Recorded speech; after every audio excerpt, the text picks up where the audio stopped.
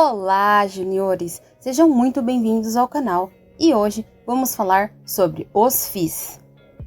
Já escutou alguém falar que a compra de um imóvel físico é um ótimo investimento? Já pensou em comprar um imóvel para alugar e assim receber dinheiro com ele? Mas saiba que podemos investir no mercado imobiliário de uma forma mais simples que a tradicional.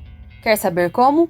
Então, não se esqueça de dar um joinha no vídeo e se inscrever no canal, pois você vai saber sobre isso e muito mais. Lembrando que este vídeo não é uma recomendação de investimento, e sim um conteúdo didático.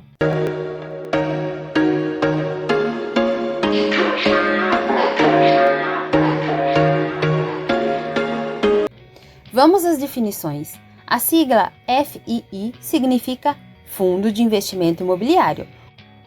Os fundos são negociados na Bolsa de Valores e é um investimento de renda variável. Eles são uma junção do mercado imobiliário com o mercado financeiro. Foi criado em 1993, constituído pela Lei nº 8.668 de 93.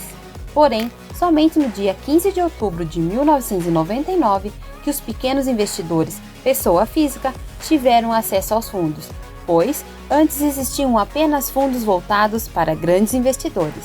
Então, o que são os fundos imobiliários?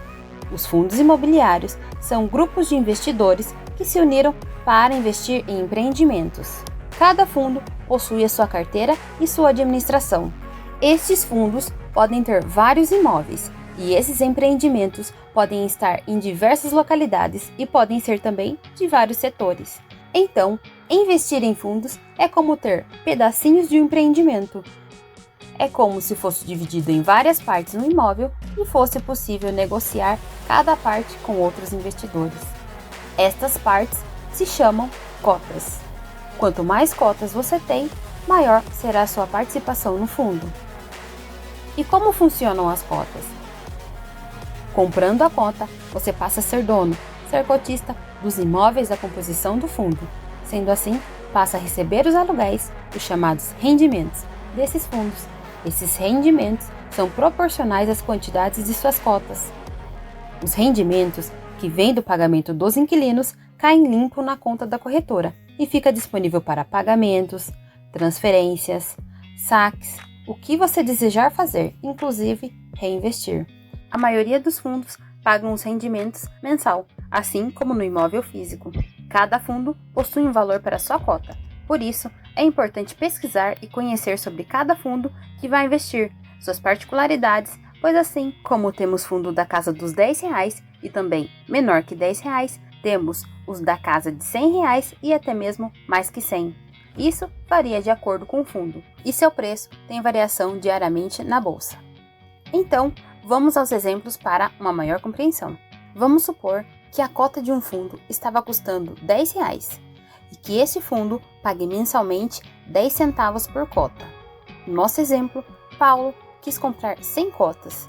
Se o preço do fundo estava R$10, então ele desembolsou R$1.000 para a compra das cotas, obtendo assim, no mês seguinte, rendimentos no valor de R$10.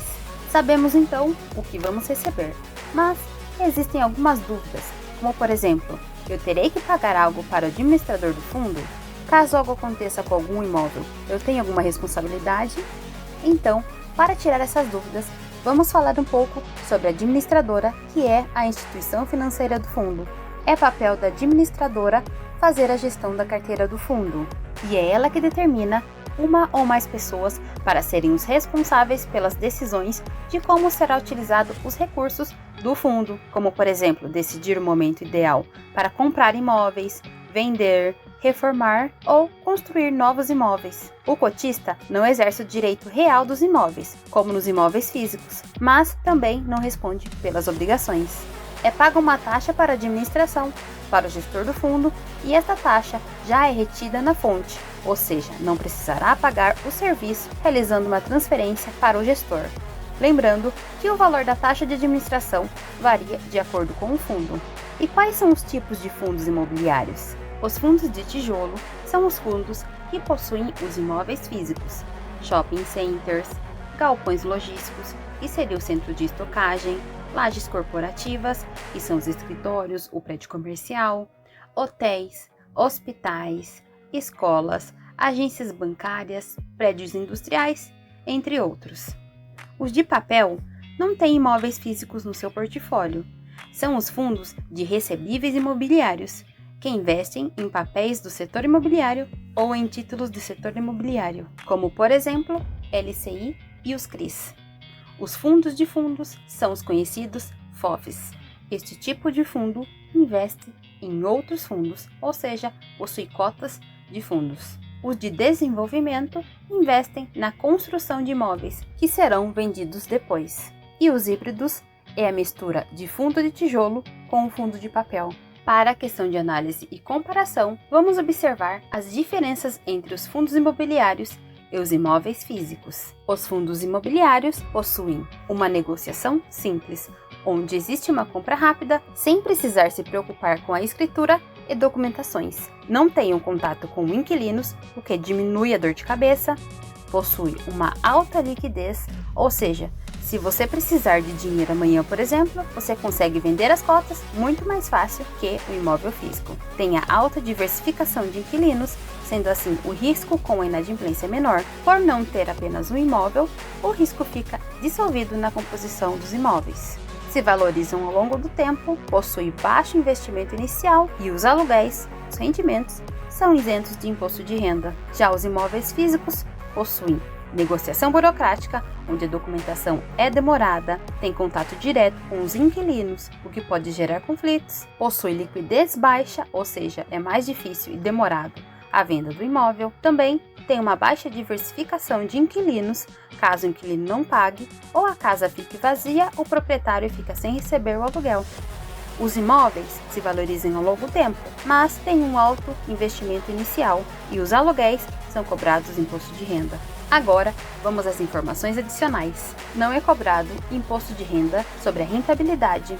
Quem tem fundo imobiliário precisa declarar na declaração de imposto de renda. Se você vender o seu fundo e obter lucro, você terá que pagar imposto de 20% sobre o lucro que teve. Neste investimento, você pode ganhar com a valorização e com os dividendos. Gostou do conteúdo? Te ajudou de alguma forma? Então, peço que dê o seu joinha e se inscreva no canal. Muito obrigada e tchau!